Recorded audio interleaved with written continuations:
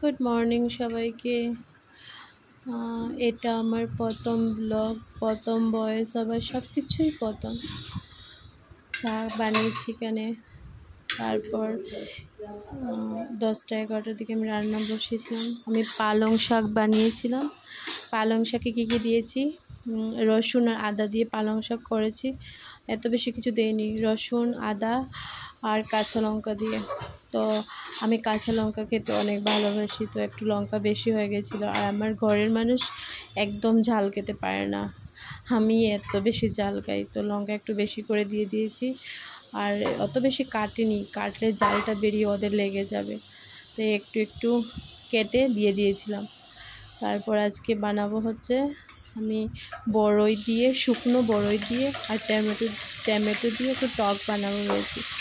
তো আমি এখানে আগে থেকে কেটে রেখেছিলাম টমেটো। আর মা বড়ইটার মুখ ফাটিয়ে ফাটিয়ে ভালো করে ধুয়ে জলে ভিজিয়ে রেখেছিল।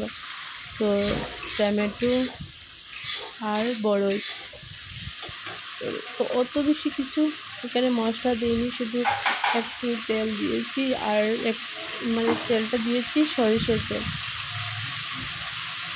আর হ্যাঁ, 5 ফোড়ন সম্বাস দিয়েছি। আর কেউ তোমরা চাইলে চিনিও ইউজ করতে পারো আর গুঁড়ো ইউজ করতে পারো। তো আমি এখানে গুড়টা নিয়েছি আর কি একটু কেটে, তো গুড় দিয়েছি। আর একটু জিরের গুঁড়ো থাকলে দিয়ে দিতে পারো তোমরা। আর কারো যদি ভালো লাগে শুকনো লঙ্কা, তো এটা তোমরা তেলের মধ্যে যখন 5 ফোড়ন সম্বাস দেবে তখন তেলের মধ্যে দিতে পারো। বা হ্যাঁ, তাহলে আমি দিয়েছি কেন গুঁড়ো লঙ্কাটা ইউজ করেছি, তো আমি এটা পরেই দিয়েছি একটু গুঁড়ো লঙ্কা। তো কারণ কি আমি দেইনি, কারণ কি আমি এত ঝাল দিয়ে দিলে আমার ফ্যামিলি মানুষ খেতে পারবে না, তো আমি একটু কম করেই লঙ্কা দিয়েছি। আর টকে তো এত বেশি ঝাল খাওয়া যায় না, আমার জানি না কেন সব জিনিসে একটু ঝাল ভালো লাগে, তো ঝাল কিছু না, কিন্তু টকে এত ভালো লাগে না। টকে একটু মিষ্টি মিষ্টি থাকবে, তো ঝাল এত ভালো লাগবে না। টক ঝাল, আমি তো ঝাল খেতে পারি, অসুবিধা নেই, কিন্তু আমার ঘরের মানুষের জন্য। তো এইসবই ঘুম থেকে উঠে চাটা খেয়ে রান্না করেছি। আর তো আমি এত কিছু বুঝতে পারি না এডিট কেমনে করব কি না, তো এটা আমার প্রথম ভিডিও।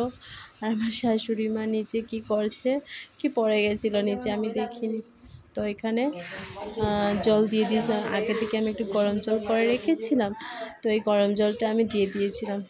তারপরে একটু শুকিয়ে যাবে, একটু আমি খুন্তি দিয়ে একটু বড়ইটাকে দেখছিলাম আর কি বড়ইটা শক্ত কি নরম, তো এটা একটু ফাটিয়ে ফাটিয়ে দিচ্ছিলাম যাতে একটু ভিতরে মিষ্টিটা ঢুকে। না হলে কি হয়, যখন আমরা খাই তখন বড়ইটা যখন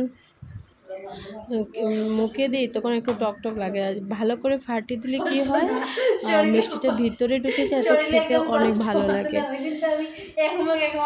এই সকালে ঘুম থেকে উঠে চাটা খেয়ে রান্না করেছি, তো সবাই একটু আমার ভিডিওটাকে দেখবে, একটু লাইক করবে, সাবস্ক্রাইব করবে।